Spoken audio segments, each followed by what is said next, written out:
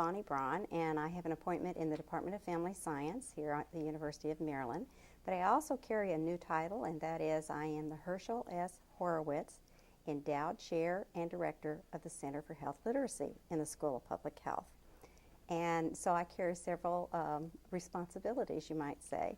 And the appointment in the college is also a dual appointment with the College of Agriculture and Natural Resources, because I carry an extension title, which means that I have the responsibility for translating research and carrying the message of that research out to the people so that they can solve local problems or personal problems or family problems, whatever it is that they're trying to solve. Or politicians can apply what we know from the research to public policy. And how exactly do you do that? Are you focused primarily on the state of Maryland, or do you take a wider view? First and foremost is the state of Maryland, and in fact in our new School of Public Health, its mission statement is advancing a better state of health for Maryland. It's kind of a double entendre there. And for the Center for Health Literacy, we say advancing a better state of health through health literacy, science, and practice.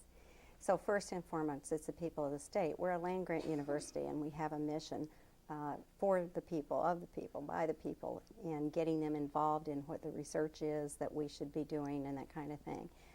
But of course, we transcend boundaries anymore, and much of our work can show up in other states and in other ways. But our first and foremost thought is, what is it that the people of Maryland are facing as compelling issues and personal challenges, and how can we as a university here address those?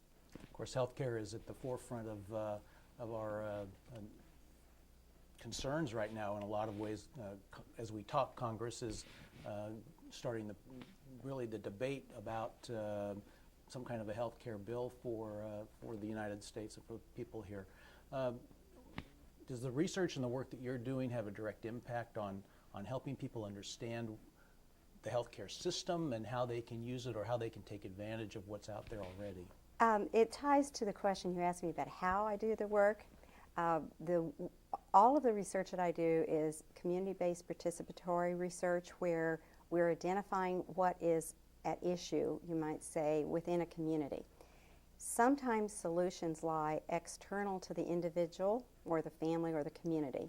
They're, say, statewide or they're societal-wide. And so then you have to say, so how do we address that? And in my work that has to do with educating the policymakers, some of those which are elected officials, but many of who are not, is to really raise the questions with them about what we're learning and saying, so would you be willing to make these changes or adjustments or a new policy to make this situation easier or better? And so perhaps I should give you an example of what I'm talking about.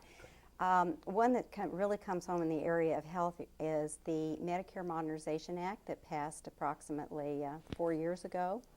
And the first thought on my mind was, how's that going to affect Maryland? And has anyone read that 1,500-page document and thought about it? And so I went to a conference that was occurring right after the first of the year, right after it passed, because they were going to focus on that. That's particularly why I went downtown to go to that conference. And I came away from there with even a greater, like, oh, I wonder if anyone's thought about this. So started trying to digest it and worked with some other people who knew better than I did what's going on for seniors in this state. And we then digested all of that big document into very brief, color-coded, all on one page. Here's the programs in Maryland. Here's how many people are involved. Here's the amount of money that's involved. And here's what this federal legislation is going to do. The result of that was the House Health Committee actually established a subcommittee on prescription drugs. They had conducted a hearing, asked me to come in and to explain this, and as a result of that, they passed legislation that filled those gaps, because what I did was show them a chart of all these different programs and the numbers of people and showed who was going to get literally cut off, and they fell to the floor.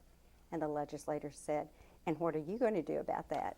And I said, that, sir, is not my problem. That's your problem. I'm here to help you make those decisions, but you have to make them. So that one actually is a good example of where it wasn't my own research that I did, but I was on the lookout for interpreting, in that case, some legislation. My own research has focused for years now on the unofficial minority of rural residents. And, you know, the majority of everything that is done is thought about in terms of the big population areas. And, of course, around the D.C. area, there's a number of counties, probably 9 or 10, that are all very metropolitan. And that's whether you're on Virginia side or you're in D.C. or you're here in Maryland, that's what you tend to think about.